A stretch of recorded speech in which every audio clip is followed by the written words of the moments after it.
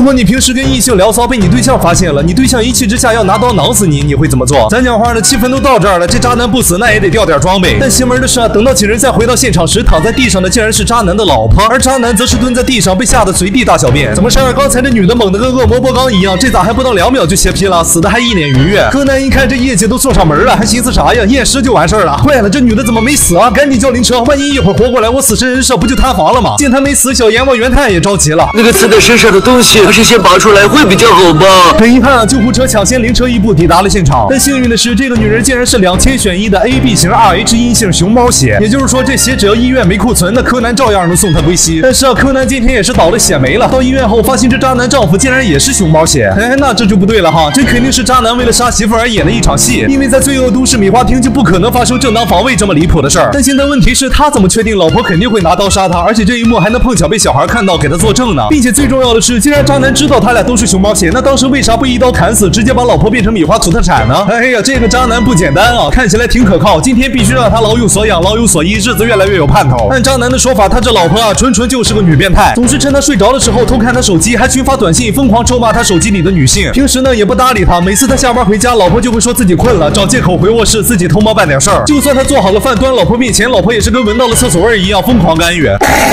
吃饱了！你们说婚姻究竟给男人带来了什么？各位老铁，他这样虐待我，所以我一怒之下便怒了一下，挠了他一刀，不犯毛病吧？确实，丈夫反杀变态老婆这事儿相当合理，但柯南总觉得自己还有装杯的余地。突然，元太脑子跟抹了开塞露一样丝滑运转，记起了当时洗漱台上有一杯水和一罐白糖，瞬间柯南脑袋轰的炸开。他记起当时是步美捡到了那妻子的手机，想还回去，所以才发现了那妻子想杀丈夫。下一秒，柯南赶忙找到了妻子手机，开始一通乱翻。果然有一句话太诡异了，柯南懂了。画面一转，柯南两人把丈夫叫到了天台，开始拷打。咱讲话的这俩大头真就能把屏幕塞满吗 ？OK， 从来到医院开始，你的各种诡异表情便出卖了你，嘴巴紧闭，眼睛睁大，这就说明你在隐瞒事实，而且还相当恐惧。这一起正当防卫就是你利用妻子的特殊性格而伪造的。身为夫妻，你很清楚妻子就是那种顾头不固定，想起一出是一出的性格，而你利用妻子的方法应该就是打嗝吧？你只需要伪装成一直打嗝，并把刀放在屋子里，那你妻子便会大概率用拿刀恐吓你的方法帮你停止打嗝。洗漱台上的水和砂糖也是他拿出来帮你治疗打嗝的，只是那时他看到了你准备的刀，便想到了恐吓这种更刺激的玩法。你提前把你老婆的手机藏在了我们死神专业团队附近，进屋后就先给这个手机打了个电话，然后就开始假装打嗝，这样在老婆挠你的时候，便会有个小冤种拿着响铃的手机去找你们，同时他也会目睹你老婆的行凶过程，这样你的正当防卫便成立了。咱讲话的当时去的也就是步美这种小脑萎缩患者，但凡去个柯南这种有脑子的，这事儿也成不了。至于证据嘛，就是你老婆手机里这条被录下的电话留言。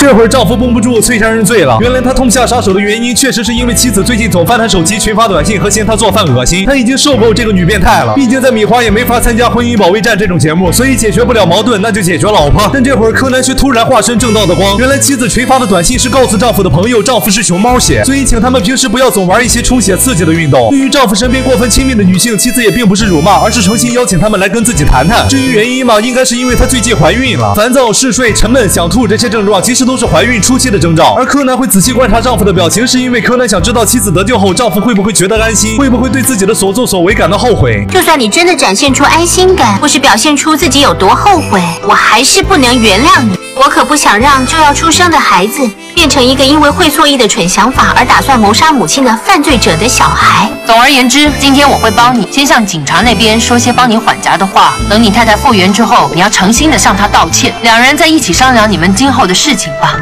你跟我约定好的事情要好好遵守哦。好。以后要是你再敢做出这种事，我一定会毫不犹豫的反击，最好给我做好觉悟。知道了吗，孩子的爸？